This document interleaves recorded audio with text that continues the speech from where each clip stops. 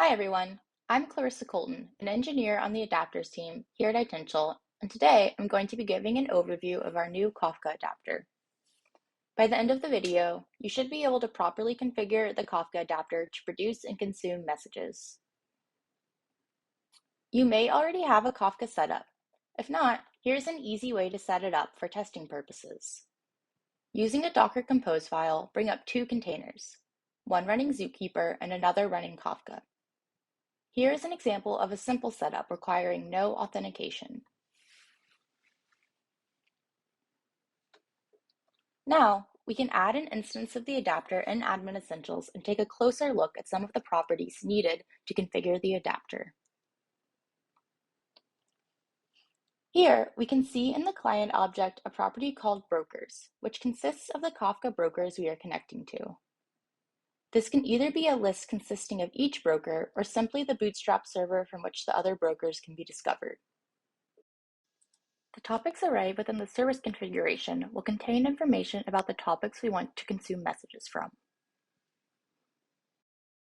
To start consuming messages, we need to include a topic name at the bare minimum, but likely we'll want to provide additional information about the subscribers to the topic.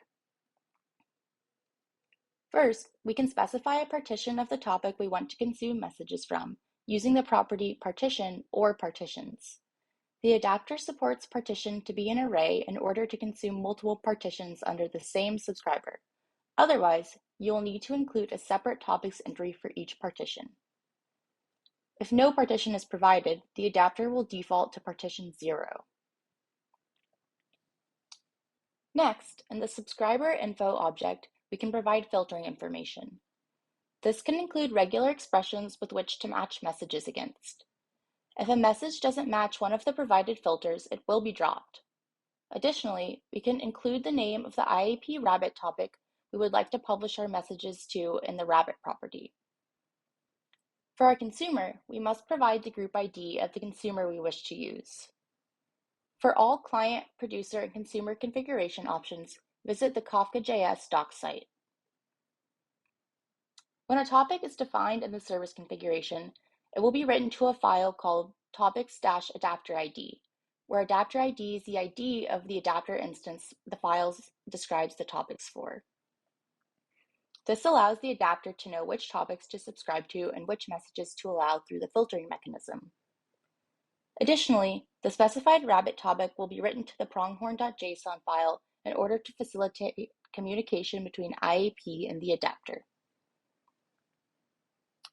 Finally, the adapter supports SASL authentication with either the plain or Scramshaw mechanism. To set up Scramshaw SASL auth, we would add the SASL property under the client. In this property, there are three fields: username, password, and mechanism.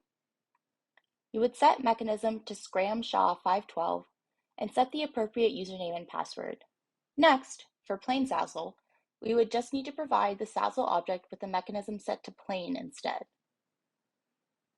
To enable SSL, add the SSL property. We would need to provide two properties to start with: enable trace and reject unauthorized, which are both Boolean values.